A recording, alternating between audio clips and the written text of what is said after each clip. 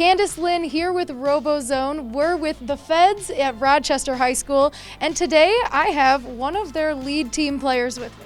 Hi guys, my name is Ahbro. I'm a senior on the team. This is my 4th year in the first program, and I'm the team's co-captain as well as electrical team captain, and along with that, one of my main roles on the team is being a chairman's presenter. So tell me a little bit about what's going on the electrical side of things for your guys' team. Yeah, so on the electrical subgroup, we started out very early with our swerve drive chassis that we built.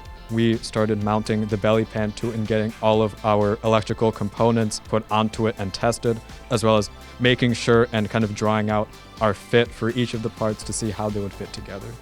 Absolutely. So I know that is where you mainly put your focus, but tell me just some about the other parts of the sub-teams that you guys have working.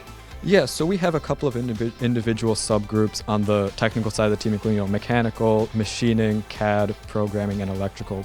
And so students get put into individual groups at the beginning of the season, but despite the fact that everyone's on their own subgroup, we all work really closely together, obviously, because on the electrical team, I need to be in constant communication with programming and the mechanical team. So every group has kind of been doing, so to say, their own thing, but we've been working really closely together with our early season prototyping and early robot building processes. Do you guys all still come to all practices?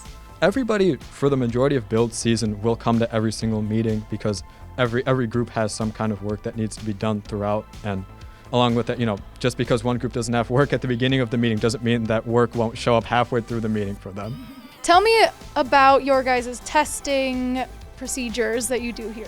Once the game was revealed, we started with our prototyping designs in small group. We started, listing out what kind of approaches do we want to take to tackle each part of the game. And so once we began actually getting our hands on metal, scrap metal, wood and such, making those into kind of our basic prototype models, we started, utilizing both the mechanical team and programming and electrical to start bringing those things to life.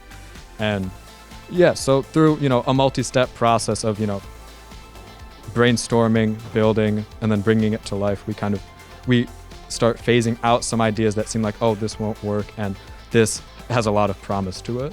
I know you can't say much, but what are you able to share on some things that the team has been experimenting with so far? As we mentioned earlier, our team has been working with swerve drive this year. This is the first time that we've really seriously considered putting swerve drive onto our robot. So that's been an ambitious goal of ours for years. So the fact that we're kind of finally applying that is really, really exciting. We've been working on many different climb mechanisms, prototyping, sketching out, and doing the math as to what's going to fit and what will, work within the rules of the game for that. Obviously, I can't give away too much with that. Another component of the game is, ball pickup and ball shooting. That's a tried and true kind of thing that's been in first for many years. So we've been looking at old games, how teams have approached that situation, and how teams have tackled that and put it onto their bots successfully. And we've worked with different hooded shooters and ball launchers and such. So when you heard the game announcement, what was one thing that really stuck out to you or that you caught your excitement?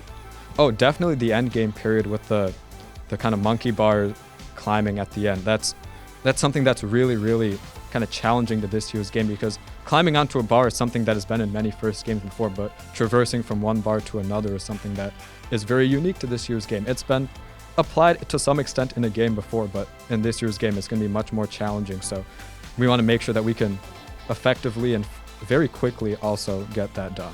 I love to hear that the thing that you were most excited about is the most challenging part. Yeah, for sure. The challenge is what's so exciting about it. The fact that it's new to this year's game, it definitely makes that excitement.